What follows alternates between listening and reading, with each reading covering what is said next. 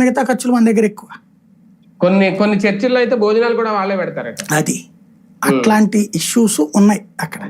మళ్ళీ non veg తో. కాబట్టి ఇక్కడ తేడాలు వస్తున్నాయి. దాన్ని పరిష్కరించినంత వరకు ఇలాంటి వాళ్ళు రాడికలైజేషన్ సులభం అవుతుంది.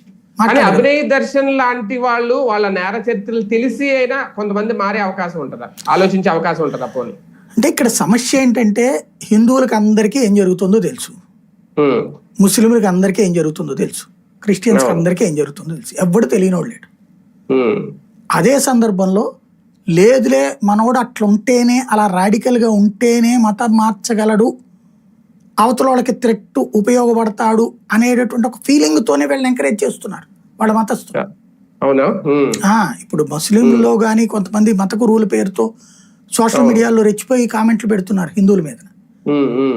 దేశం మీద ద్వేషం, హిందుత్వం మీద ద్వేషం, వ్యక్తుల మీద ద్వేషం, వాళ్ళ దేవుళ్ళ పట్ల ఆరాధన, ఇలా జరుగుతున్నాయి అంటే వాళ్ళు ఖచ్చితంగా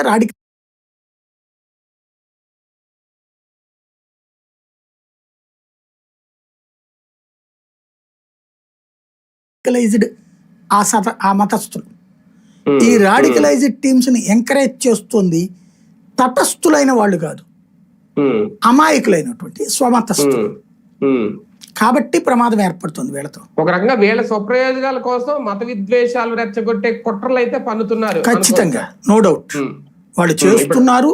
వాళ్ళని ఎంకరేజ్ చేసేటందుకు కొన్ని కుల సంఘాల నేతలు ఉంటున్నారు.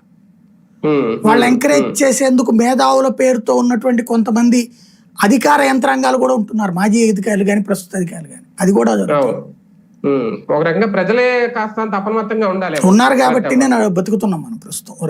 అదే కదా సరే, క్రిమినల్ యాక్షన్స్ ఏమైనా ఉంటాయి ఇలాంటి వాళ్ళ మీద? చర్యలు ఏమైనా ఉంటాయి? ఇతను అయ్యింది కదా ఇప్పుడు, ఇతని మీద పెట్టారు కేసు. ఈవెన్ ప్రవీణ్ ఇష్యూలో కూడా తప్పుడు ప్రచారం చేసిన వాళ్ళ మీద కేసు పెట్టారు. అందులో ఈయన కూడా ఉన్నాడు. ఉన్నాడు, ఈయన కూడా అప్పుడు బాగా ప్రచారం చేశాడు, లైవ్ లో పెట్టి. రైట్.